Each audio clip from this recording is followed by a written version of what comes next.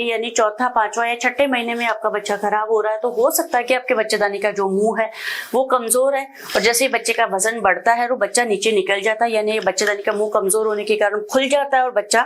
Abort हो जाता है या डिलीवर आउट हो जाता है। हेलो फ्रेंड्स, यदि आपके बार बार बच्चे खराब हो रहे हैं तो आपको बहुत ज्यादा टेंशन होगी कि आखिर मेरे बच्चे खराब क्यों हो रहे हैं और आखिर उनसे कैसे बचा जाए। तो मैं doctor Sushila Saini, gynaecologist and obstetrician, आज आपको एक रामबाण अचूक इलाज बताने जा रही हूँ जिससे कि आपके बच्चे आगे चलकर कभी खराब नहीं होंगे।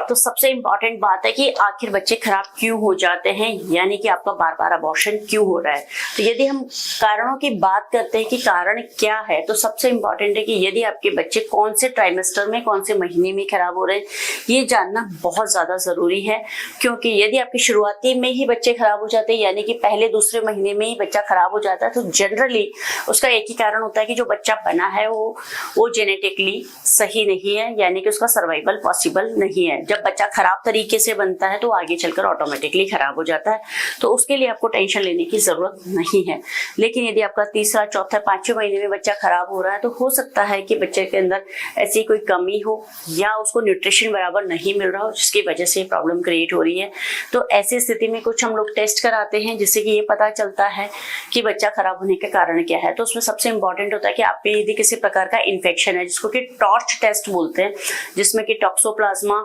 रूबेला, सीएमवी और कई सारे वायरसेस का इन्फेक्शन टेस्ट किया जाता है। यदि इनमें इन्फेक्शन पाया जाता है तो उनकी दवाई दी जाती है जिससे कि आपके बच्चे का ब्लड सर्कुलेशन प्रॉपर बना रहे। कई बार क्लॉटिंग यानी कि जो खून जमने का प्रोसेस है वो एक्स्ट्रा हो जाने के कारण माँ से जो बच्चे का न्यूट्रिशन ट्रांसफर होना होता है वो नहीं होता है, तो उसके लिए भी कुछ सेट ऑफ टेस्ट कराए जाते हैं जिससे कि ये चेक किया जाता है कि माँ के खून के अंदर किसी प्रकार की खून जमने की कोई समस्या तो नहीं है। ये 2-3 चीज होती है जिससे कि आइडिया लग पाता है। और जो सबसे कॉमन कारण है वो है थायराइड टेस्ट, यानी कि जो TSH का वैल्यू है यदि आपका 2.5 के ऊपर है तो बच्चा खराब होने की संभावनाएं काफी बढ़ जाती हैं। चौथा कारण होता है कि यूट्रस की कोई एनोमली, यानी कि बच्चेदानी के अंदर पर्दे का होना या बच्चेदानी का छोटा होना। जनरली बच्चेदानी के अंदर पर्दा होने के कारण शुरुआत में ही बच्चा खराब हो जाता है, क्योंकि यदि इम्प्लांटेशन यानी बच्चा जो रुकता है या बच्चा का जो इम्प्लांटेशन हुआ है वो सेप्टम के ऊपर यदि हो गया है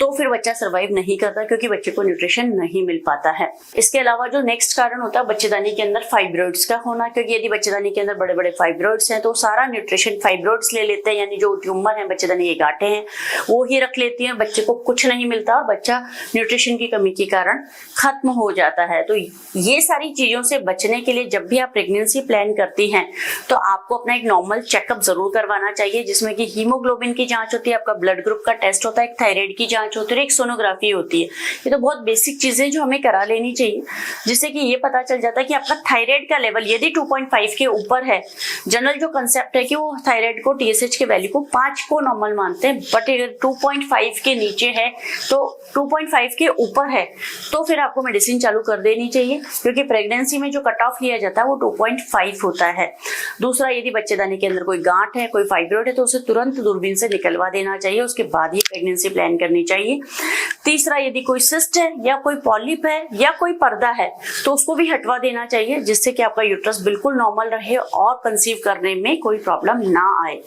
फिर इसके बाद में चलते हैं आगे, यानी चौथा, पांचवा या छठे महीने में आपका बच्चा खराब हो रहा है तो हो सकता है कि आपके बच्चेदानी का जो मुंह है वो कमजोर है और जैसे ही बच्चे का वजन बढ़ता है तो बच्चा नीचे निकल जाता है, यानी बच्चेदानी का मुंह कमजोर होने के कारण खुल जाता है और बच्चा अबॉर्ट हो जाता है या डिलीवर आउट हो जाता है। ऐसी स्थिति में बच्चेदानी के मुंह पर एक टेप लगाई जाती है जिसको कि सर्कलाज प्रोसीजर कहा जाता है। ये दूरबीन से किया जाता है, बिल्कुल 100% सक्सेसफुल ऑपरेशन होता है, क्योंकि यदि ये टेप लग गई तो बच्चेदानी का मुंह अपने आप कभी नहीं खुल सकता, फिर ये परमानेंट हो जाता है। उसके लिए जब भी हमें डिलीवरी करानी होगी या तो हम सिजेरियन से करेंगे या फिर उस टेप को काटेंगे, तभी बच्चा डिलीवर आउट हो सकता है। तो यदि बच्चेदानी के मुंह की कमजोरी की वजह से आपका बच्चा खराब हो रहा था तो वो अब नहीं होगा। क्यों? क्योंकि टेप 100% सक्सेसफुल है,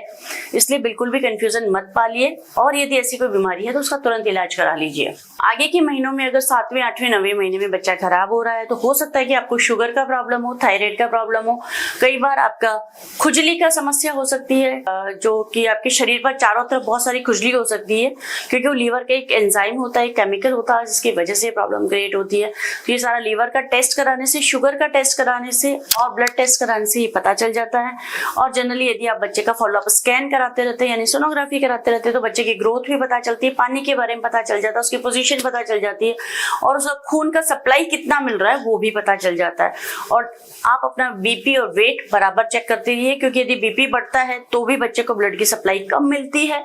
और बच्चा खराब होने के चांसेस बढ़ जाते हैं। तो यानी कि यदि आप इन सब बातों का ध्यान रखेंगी तो डेफिनेटली आपका बच्चा कभी खराब नहीं होगा, क्योंकि यदि डॉक्टर की सलाह आप प्रॉपर लेती, प्रॉपर चेकअप कराती, प्रॉपर जांच करवा लेती हैं तो डेफिनेटली आपके बच्चे को बचाया जा सकता है।